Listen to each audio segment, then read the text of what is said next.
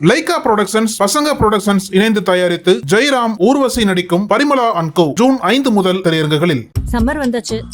Watts your plan for this holiday? எங்க கிட்ட விட்டுருங்க, நாங்க பாத்துக்கிறோம். GT Holidays, South India's #1 travel brand. பெரிய முட்டாள்தனம் வந்து இந்த ராஜ்யசபா எம்பியை காங்கிரஸுக்கு தூக்கி கொடுத்தது. பெரிய வாய்ப்பை இன்னைக்கு தாவேக்கா இழந்திருக்கிறது. தாவேக்கா சார்பா ராஜ்யசபா எம்பியா போனா பாஜக எதிர்த்து பேசுற இடம் வரும், பாஜக பகிச்சிக்க வேண்டாம் அப்படி ஒரு ராஜதந்திரத்துல கொடுத்துருக்காங்க. இல்ல, இது ராஜதந்திரம் இல்லைங்க, தொடர் நடுங்கித்தனம். இது காங்கிரஸுடைய ராஜதந்திரம்னு எடுத்துக்கோங்க. 5 எம்எல்ஏ வைத்திருப்பவர்களுக்கு 2 எம்பி. பாஜகவை விமர்சிக்கின்ற அந்த இடத்துல இருந்து தாவேக்கா நகர்ந்து விட்டது. திமுக எதிர்ப்பை மட்டும் வச்சுக்கிட்டா போதும். ஏதாவது குறை சொல்லணும்னா திமுக சொல்லிட்டு போயிடுவோம். அமைச்சர் நிர்மல்குமார் என்ன சொன்னாரு? அங்க இருக்கின்ற ஹார்ட் டிஸ்க்ல டெண்டர் விட்டது, கொள்முதல் பண்ண விஷயங்கள்லாம் காணோம். நான் என்ன கேட்கிறேன், இன்று வரை சிவசங்கர் அவங்க யாரும் பேசல. திருப்பியும் செந்தில் பாலாஜி தான் இருக்கிறாங்க. அவர் 1 வருஷமா அமைச்சர் பதவி இல்ல. நாங்கள் வந்து சாதிய கட்டமைப்பை உடைத்திருக்கிறோம், மத கட்டமைப்பை உடைத்திருக்கிறோம், வாக்குக்கு காசு கொடுப்பதை உடைத்திருக்கிறோம் சொல்றீங்க. ஆனால் இன்னைக்கு அமைச்சராக இருக்கின்ற வன்னியரசுக்கு ஆதி திராவிடர் நலத்துறையை கொடுக்காமல் ஏன் நீங்க ஒரு நிதியமைச்சராக கொடுக்கல? ஏன் நீங்க ஒரு பொதுப்பணித்துறையை கொடுக்கல? இதே வந்து முஸ்லீம் லீக் சார்பில் நீங்க இன்னைக்கு அமைச்சராக இருக்கின்ற ஷாஜகான், அவருக்கு நீங்க சிறுபான்மை நலத்துறை கொடுத்துருக்கீங்க. அவருக்கு ஏன் நீங்க வந்து வேற பொறுப்பு கொடுக்கல?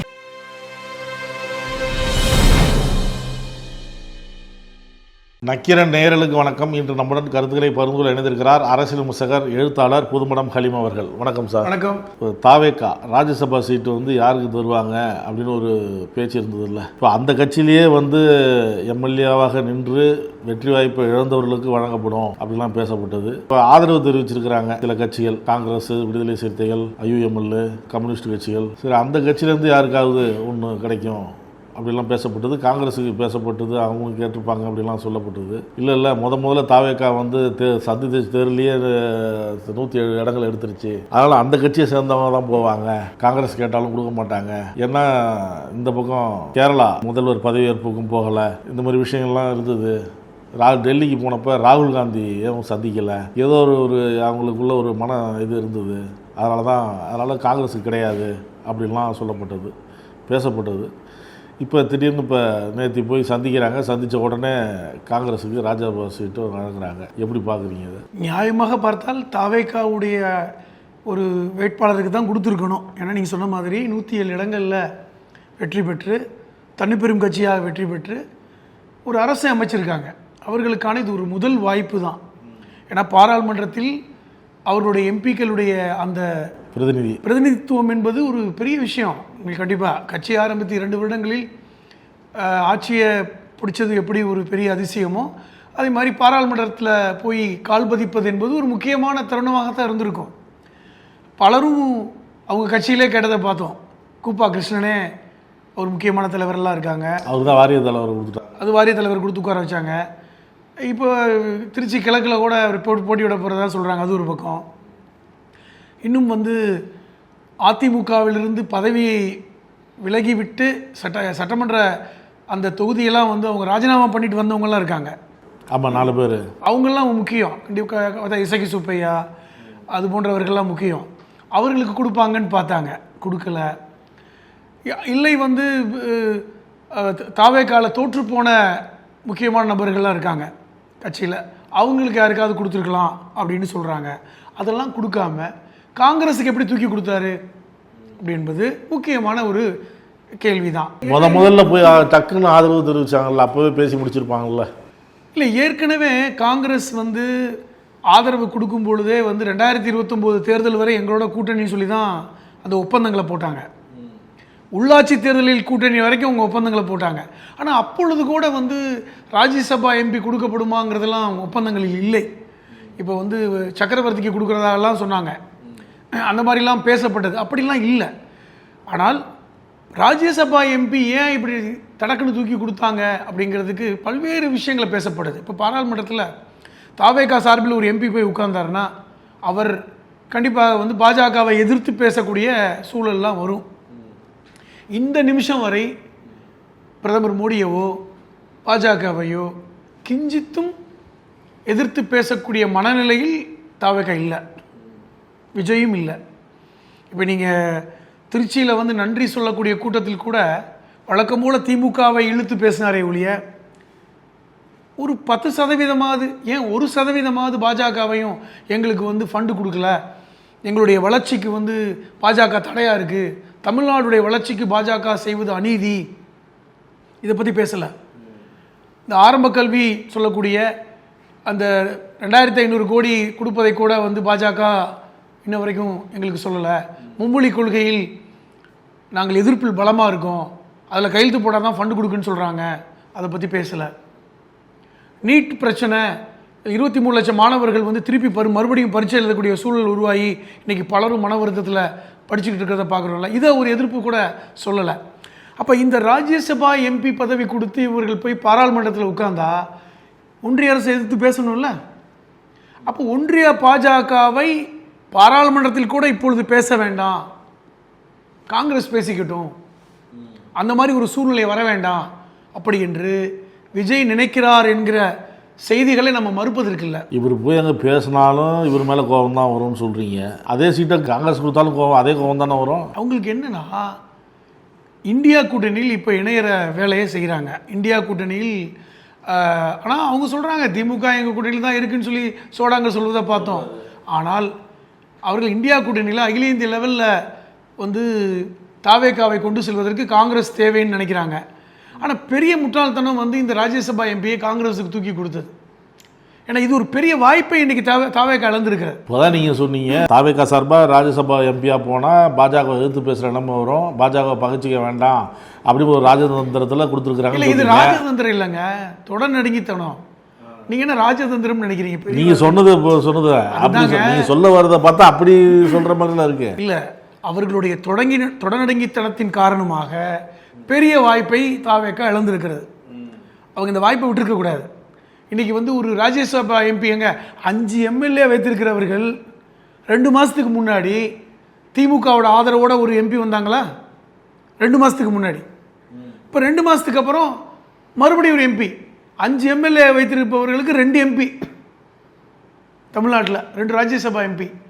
இது காங்கிரஸுடைய ராஜேந்திரம்னு எடுத்துக்கோங்க. காங்கிரஸுடைய திறமை இதை எப்படின்னா, காங்கிரஸுக்கு விட்டு கொடுப்பதன் மூலமாக இப்படி ஒரு பழிச்சொல்லிருந்து அல்லது பாஜகவை விமர்சிக்கின்ற அந்த இடத்துலேருந்து தாவேகா நகர்ந்து விட்டது அப்படி தான் நான் பார்க்குறேன். காரணம், கொஞ்சம் காலம் பிடிக்கட்டும், 2029 பாராளுமன்ற தேர்தல் வரை கொண்டுட்டு போகலாம், அப்பொழுது எப்படி போட்டி போட்டு தான் ஆகணும். அதுவரை பாஜகவை விமர்சிக்க வேண்டாம், இன்னும் ஒரு 3 வருஷம் போகட்டும். இந்த இடத்துக்கு தாவேகா நகர்ந்துருக்கிறது. நீங்கள் பாருங்களேன், இன்னைக்கு பாஜகவை திரும்பிக் கொண்டு இப்படி பேசுகிறீங்கல்ல, எனக்கு வாயில் வந்துருன்னு சொல்கிறீங்கல்ல, இங்கே ஏதாவது வாயில் வந்துருன்னு சொல்லுங்களேன். சொல்லல, நீ பேச வேண்டாம். பாஜக வந்து தமிழக நாடை வஞ்சிக்குது, அதுக்கு மேலே சொன்னால் எனக்கு ஏதாவது வாயில் வந்துடும் அப்படின்னா சொல்லுங்கள். அப்போ நீங்கள் பாஜகவை விமர்சிக்க தயாராக இல்லை, நடுங்குறீங்க. ஏன்னா உங்களுக்கு உங்கள் மேலே சிபிஐ வழக்கு இருக்கிறது, வருமான வரித்துறை வழக்கு இருக்கிறது, நீங்கள் வழக்குக்காக போக வேண்டியிருக்கிறது. இதை நீங்கள் என்ன பண்ணுறீங்கன்னா, அந்த வழக்கெல்லாம் பைசல் பண்ணும் வரை, அதெல்லாம் முடியும் வரை நீங்கள் பாஜகவை விமர்சிக்க வேண்டாம், பாஜகவை எதுவுமே சொல்ல வேண்டாம் அப்படிங்கிற இடத்துக்கு நகர்ந்துருக்கீங்க. இப்போ நீங்கள் இந்த வந்தே மாதரம் விஷயத்தில் கூட என்ன சொன்னீங்க, நாங்கள் வந்து வலியுறுத்துகிறோம், கேட்க மாட்டேன்றாங்க, நாங்கள் சொல்லி பார்த்தோம். அதாவது நீங்கள் வந்து இப்போ வந்து ஒரு வேண்டுகோள் விடுக்கிற இடத்துல தான் இருக்கீங்க. பாஜகவோடு நீங்கள் ஒரு வேண்டுகோள் விடுக்கிறீங்க, ஒன்றிய அரசோடு ரெக்வஸ்ட் பண்ணுறீங்க, ஃபண்டை கொடுத்துருங்க, கஷ்டமாக இருக்குது. 10 நிமிஷம் தான் பேசிட்டு வந்தீங்க மோடியோட, 10 நிமிஷம். எந்த முதல்வரும் இவ்வளவு குறைவாக பிரதமரை சந்தித்ததாக வரலாறு இல்லை. 10 நிமிஷம் என்ன பேசியிருப்பீங்க? நல்லா இருக்கீங்களா, நலமாக இருக்கீங்களா, உங்கள் கோட்டு நல்லா இருக்குது, வீட்டில் நல்லா இருக்காங்களா, எப்படி இருக்கீங்க, காஃபி சாப்பிட்றீங்களா, இதுக்கே 10 நிமிஷம் ஆகிடுமே. சரி நான் கிளம்புறேன், அவரும் கிளம்புங்கன்னு இருப்பார். இவ்வளோதான் நடந்தது. அப்போ இப்படி ஒரு சந்திப்பை நடத்தி விட்டு நீங்கள் ராகுல் காந்தியை பார்க்கல, இப்போ ராகுல் காந்தியை பார்க்கல, சோனியா காந்தி அவர்களை வீட்டுக்கு போகல, அவங்கள தாஜா பண்ணுறதுக்கு எம்பி பதவி கொடுக்குறீங்க. அது ஒரு காரணம். 2 காரணங்க. ஒரு கல்லில் இப்படிலாம் நீங்கள் உங்களுக்கு சாதகமான விஷயத்தை எடுத்துக்கிறீங்க. ஒன்று, நீங்கள் ராஜ்யசபா எம்பி வர்றதுக்கு விருப்பம் இல்லை, காரணம் பாராளுமன்றத்தில் நீங்கள் பாஜக எதிர்த்து பேசக்கூடிய வாய்ப்பை நீங்கள் தடுக்கிறீங்க. 2வது, நீங்கள் அங்கே கூட சந்திக்காதது, இப்போ நான் வந்து காங்கிரஸோட நெருக்கமாக தான் இருக்கும் அப்படின்னு காமிக்க வேண்டிய வேலையில் ஒரு எம்பி பதவியும் கொடுக்குறீங்க. இவ்வளோதான்.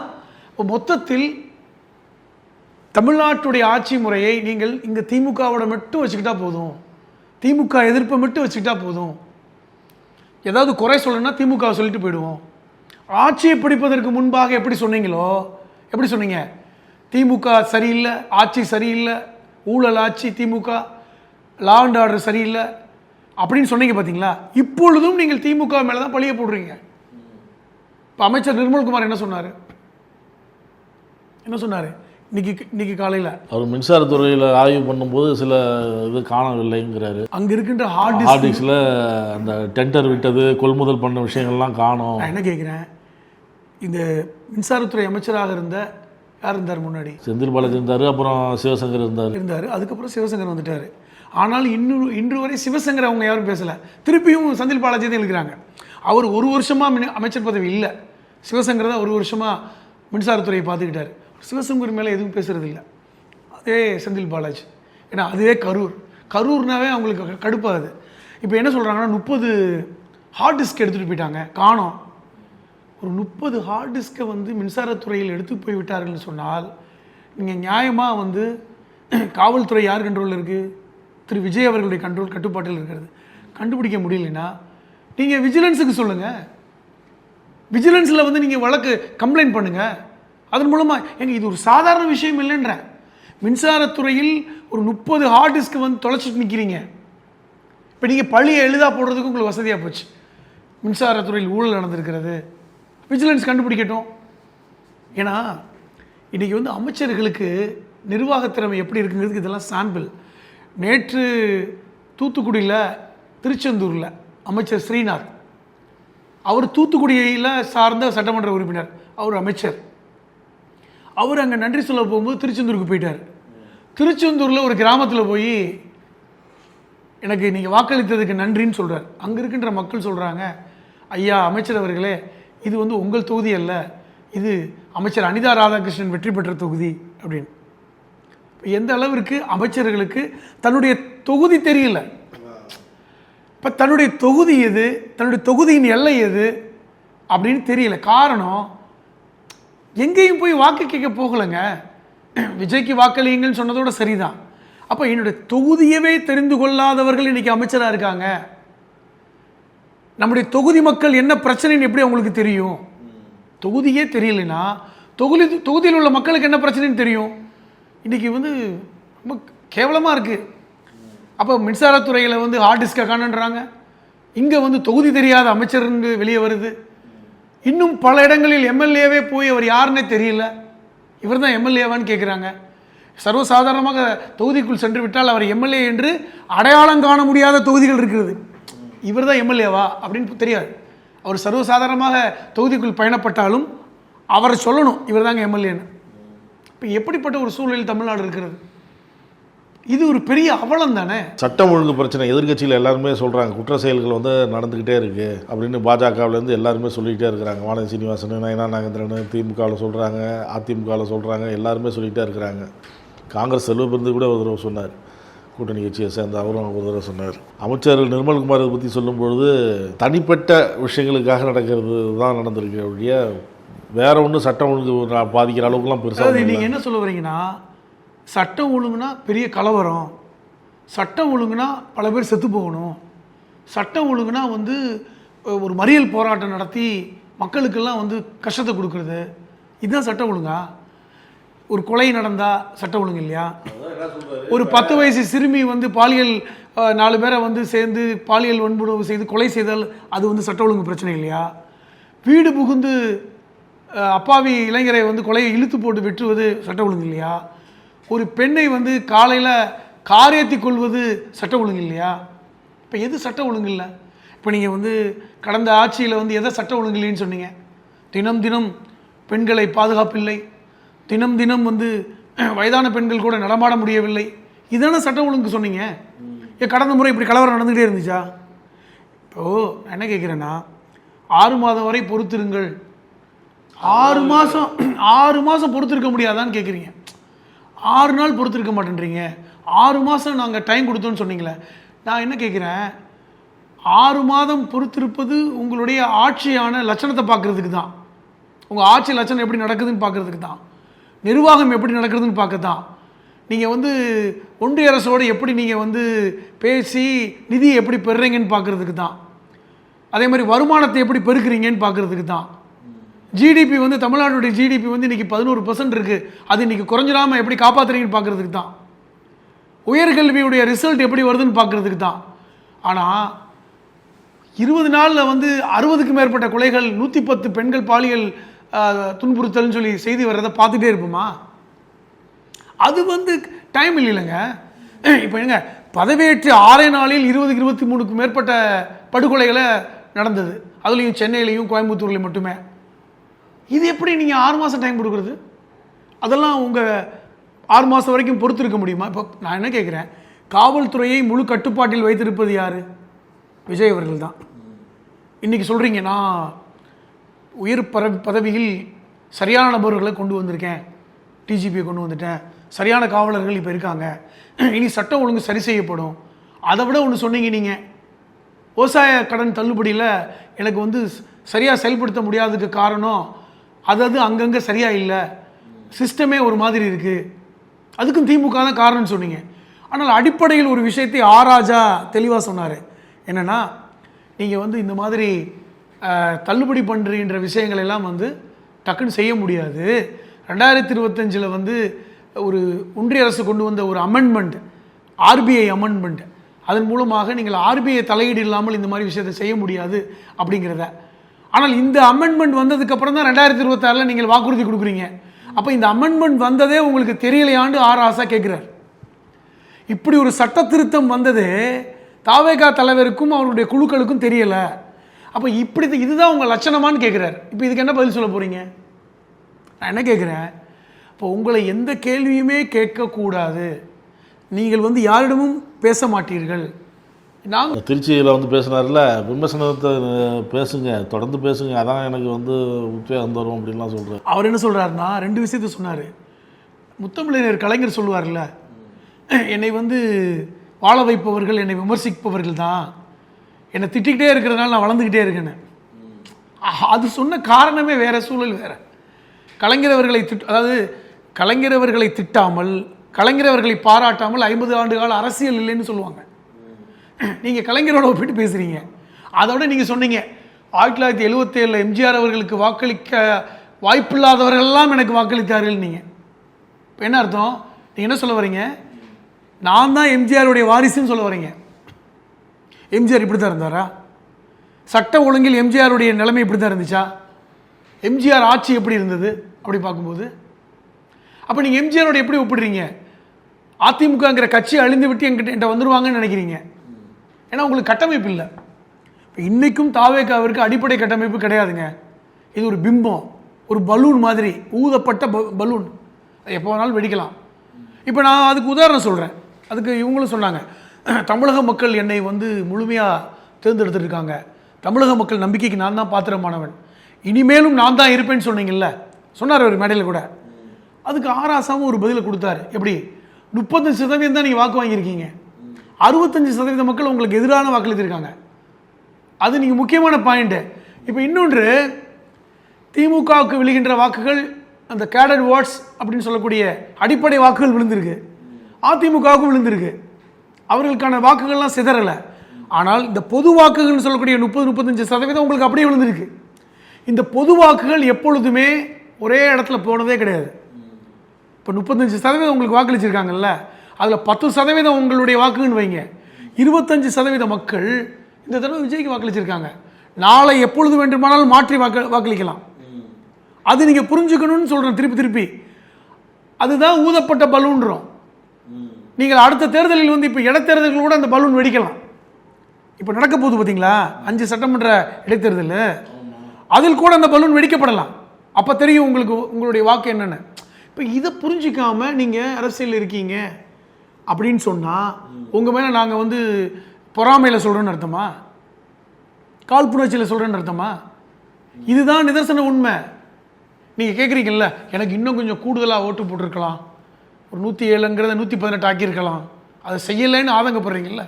இப்போ இதுலேருந்தே உங்களுக்கு ஒரு விஷயத்தை நீங்களே தெளிவுபடுத்துறீங்க. இது இந்த அரசியல் 2026 சட்டமன்ற தேர்தலில் எந்த சுனாமியும் அடிக்கலை. ஒரு பை சான்ஸ் ஒரு 35% உங்களுக்கு விழுந்திருக்கு, கரெக்டா? அது நிலைத்திருக்குமாங்கிறது முக்கியம்.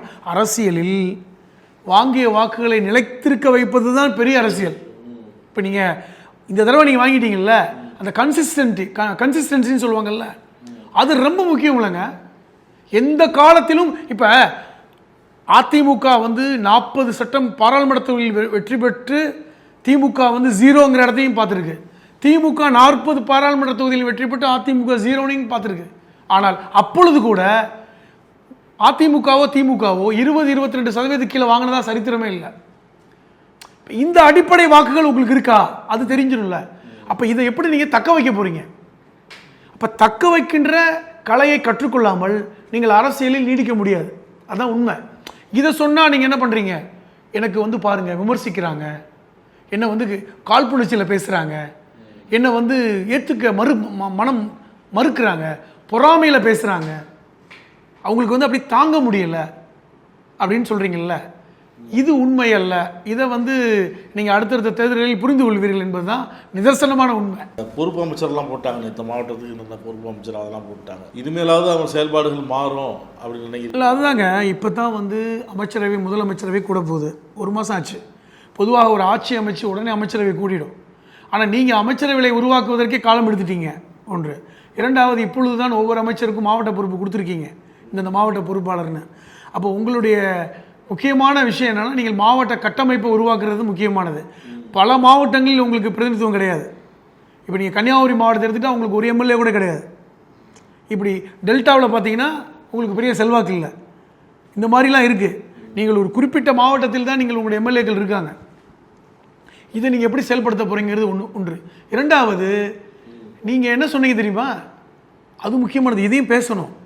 நாங்கள் வந்து சாதிய கட்டமைப்பை உடைத்திருக்கிறோம், மத கட்டமைப்பை உடைத்திருக்கிறோம், வாக்குக்கு காசு கொடுப்பதை உடைத்திருக்கிறோம்லாம் சொல்கிறீங்க. ஆனால் நீங்கள் அந்த லிஸ்ட்டு போட்டிருக்கீங்க பார்த்தீங்களா, உங்களுடைய வேட்பாளர் லிஸ்ட் எடுத்து பார்த்தா நீங்கள் வந்து நிறுத்தின வேட்பாளர்கள் அந்த பகுதியில் அதிகமாக இருக்கின்ற சாதிய பின்புலத்தோடு தான் நீங்கள் போட்டிருக்கீங்க. இப்போ அதெல்லாம் பொய்ங்கிறது ரொம்ப தெளிவாக இருக்குது. இன்னொன்று கேட்குறேன், நான் ஒன்று கேட்குறேன் உங்கள்கிட்ட. நாங்கள் சாதிய கட்டமைப்பை உடைத்திருக்கிறோன்னா, இன்றைக்கி விசிகா சார்பில் இன்றைக்கி அமைச்சராக இருக்கின்ற வன்னியரசுக்கு ஆதி திராவிடர் நலத்துறையை கொடுக்காமல் ஏன் நீங்கள் ஒரு நிதியமைச்சராக கொடுக்கல? ஏன் நீங்கள் ஒரு பொதுப்பணித்துறையை கொடுக்கல? இதே வந்து முஸ்லீம் லீக் சார்பில் நீங்கள் இன்றைக்கி அமைச்சராக இருக்கின்ற ஷாஜஹான், அவருக்கு நீங்கள் சிறுபான்மை நலத்துறையை கொடுத்துருக்கீங்க. அவருக்கு ஏன் நீங்கள் வந்து வேறு பொறுப்பு கொடுக்கல? அவர் சிறுபான்மை நலத்துறை தான் கொடுத்துருக்கீங்க. இப்போ இதுவா நீங்கள் சாதியை உடைச்சது? இதுவா நீங்கள் மதத்தை உடைத்தது? இந்த கேள்வியை நான் கேட்குறேன். அப்போ நியாயமாக பார்த்தால் மாண்புமிகு அமைச்சர் வன்னியரசு அவர்களுக்கு ஒரு வேறு உயர்ந்த கேபினெட் பொறுப்பை கொடுத்துருக்கணும்ல. இதே வந்து ஷாஜஹான் அவர்களுக்கு போக்குவரத்துறை கொடுங்க, வருவாய்த்துறையை கொடுங்க. நீங்கள் சிறுபான்மை நலத்துறையை கொடுத்ததன் மூலமாக என்ன சொல்கிறீங்க? அப்போ அந்த சமூகத்தை சார்ந்தவர்களுக்கு இப்படி தான் கொடுக்க முடியும். வன்னியரசு அவர்கள் வந்து தாழ்த்தப்பட்ட தலித் சமூகத்தை சார்ந்தவர், அவருக்கு நாங்கள் ஆதரவு துறை கொடுக்குறோம். அப்போ நீங்கள் அரசியல் பார்க்குறீங்களா இல்லையா? அப்போ சொல்வதும் செய்வதும் வெவ்வேறு. இதுதான் ஆராசா வெளிப்படையாக கொடுத்த பேட்டியோட சாரம்சம். நீங்கள் பேசுகிறதுக்கும் செயல்படுவதுக்கும் எந்த சம்மந்தமும் இல்லை அப்படிங்கிறது தான். அதுதான் உண்மை. நீங்கள் போக போக உங்களுடைய அந்த முகம், உங்களுடைய சாயம் வெளுத்து போகும் பார்த்தீங்களா? அப்போ இன்னும் நம்முடைய தமிழ் சமூகம் உங்களுடைய உண்மையான முகத்தை பார்க்க இருக்காங்க. வேலை செய்ய தெரியாதவன் சொல்கிற வார்த்தைங்க அது, புரியுதா? சொல்லுவாங்கல்ல, ஆட தெரியாதவன் தெரு கோணலாக இருக்குன்னு சொல்லுவாங்கல்ல, அது மாதிரி இவங்கெல்லாம் செட்டப்பை மாற்றிட்டாங்களாம். ஏங்க 60 ஆண்டு காலம் வந்து தமிழகத்தை இப்படி ஆட்சி செய்தவர்கள் தான் தமிழ்நாட்டை வந்து பொருளாதாரத்தில் உயர்த்தியிருக்காங்க, கல்வியில் உயர்த்தியிருக்காங்க. உண்மையா இல்லையா? இன்றைக்கும் பணவீக்கம் குறைந்த மாநிலம் தமிழ்நாடு, இன்றைக்கும் வருவாயில் அதிகம் 2வது இடத்தில் இருக்கின்ற மாநிலம் தமிழ்நாடு, அதிகமான மருத்துவக் கல்லூரி இருக்கிற மாநிலம் தமிழ்நாடு. இதெல்லாம் சிஸ்டம் சரியில்லாமல் செஞ்சதா? இவர் தான் வந்து சிஸ்டத்தை மாற்ற போகிறாரா? நான் கேட்குற கேள்விக்கு பதில் சொல்லுங்கள் விஜய. அப்போ உங்களுக்கு ஆட்சி செய்ய தெரியல, உங்களுக்கு எது எங்கே இருக்குன்னு தெரியல என்றால் நீங்கள் அதுக்கு புதுசு, உங்களுக்கு தெரியல சார். நீங்கள் கியர் போட தெரியாத எப்படி பஸ் ஓட்டுவான், கார் ஓட்டுவான்? இப்போ தான் நீங்கள் ஒன்று ஒன்றா பார்க்குறீங்க. அதெல்லாம் அதது இடத்துல தான் இருக்கிறது. பிரேக் எங்கே இருக்கணுமோ, கிளச் எங்கே இருக்கணுமோ, ஆக்சிலேட்டர் எங்கே இருக்கணுமோ அது இருக்குது. உங்களுக்கு தெரியலை. உங்களுக்கு தெரியலன்னு சொல்லும்போது நீங்கள் என்ன பண்ணுறீங்க? தவறாக இருக்குன்றீங்க. கற்றுக்கொள்ளுங்கள். நாங்கள் எல்லாரும் அதான் சொல்கிறோம். முதல்ல ஆட்சி செய்வது எப்படி என்பதை கற்றுக்கொள்ளுங்கள் சீக்கிரமாக. இது நீங்கள் வந்து காலதாமதம் எடுக்க தமிழ்நாடு வளர்ச்சியை பாதிக்கும் என்பது தான் எங்களை போன்றவருடைய வருத்தம், எங்களை போன்றவருடைய கேள்வியும் அதுதான். எளிதாக கற்றுக்குங்க, சீக்கிரம் கற்றுக்குங்க, நல்லாட்சியை கொடுங்க, அவ்வளோதான். 107 இடங்கள் எடுத்த தாவேக்கா அந்த கட்சியை சேர்ந்த ஒருத்தருக்கே ராஜ்யசபா சீட்டு கொடுத்துருந்தா நல்லதாக இருக்கும், அந்த கட்சிக்கும் நல்ல பேர் கிடைச்சிருக்கும் அப்படின்னு சொல்கிறீங்க. வெறும் 5 இடங்கள் மட்டுமே பெற்ற காங்கிரஸ் தேர்தலுக்கு முன்பு திமுகவிடம் தேர்தலுக்கு அப்புறம் தாவேக்காவிடையும் வாங்கிடுச்சு, அது ஒன்று சொல்லியிருக்கீங்க. இது வந்து அவங்களுக்கு அதிகம்தான் அப்படின்னு சொல்லி, அதுபோல் இந்தியா கூட்டணியில் இருக்கா இல்லையான்னு தான் தெரியல திமுக. அதுவும் அவர் கிரீஷ் கோடன் வந்து சொல்லியிருக்கிறாரு. திமுக என்ன நிலைப்பாடு இருக்குதுங்கிறது இனிமேல் தான் அவங்க தான் தெரியணும். இந்தியா கூட்டணி ஒரு வேளை ஒரு தேதி குறிப்பிட்டு நடத்தினா அதில் கலந்துக்கிறாங்களா இல்லையான்னு தெரியணும். அப்போ தான் தெரியும், வெளியில் தெரியும். நிர்வாகம் கொஞ்சம் யாரும் எதிர்பார்த்த அளவுக்கு இல்லை. இதே மாதிரி நிர்வாகம் இருந்தால் மக்கள் வெறுத்துருவாங்கங்கிற கருத்தையும் சொல்லியிருக்கீங்க. மின்சாரத்துறையில் இருக்கிற அந்த திருட்டு விஷயங்கள் வந்து இவங்க கையில் தான் போலீஸ் இருக்குது, காவல்துறை இருக்குது. இதனால் விஜிலேஷன் ஒப்படைச்சா அவங்க கண்டுபிடிச்சிட்டு போகிறாங்க, ஏன் வெளில திருட்டு போச்சுன்னு சொல்கிறாங்க. இப்போ இவங்களோட டார்கெட் என்ன அப்படிங்கிற ஒரு சந்தேகத்தை எழுப்புது அப்படின்னு சொல்லியிருக்கீங்க. பார்ப்போம், பொறுத்திருந்து கருத்துக்களை பகிர்ந்து கொண்டதற்கு நன்றி. நக்கீரன் டிவிக்கு சப்ஸ்கிரைப் செய்யுங்கள். உங்கள் ஆதரவே எங்கள் பலம். ஆசிரியர்களுக்கு நண்பனாகவும் மாணவர்களுக்கு ஆசானாகவும் திகழும் தேர்வு வழிகாட்டி. ஒவ்வொரு பாடத்திற்கும் அனுபவமிக்க ஆசிரியர்களின் துல்லியமான தெளிவான விடைகள். CNC இருக்கு, தேர்வு பயம் எதற்கு? இது தீரன் பப்ளிஷிங் ஹவுஸ் விற்பனை வெளியீடு.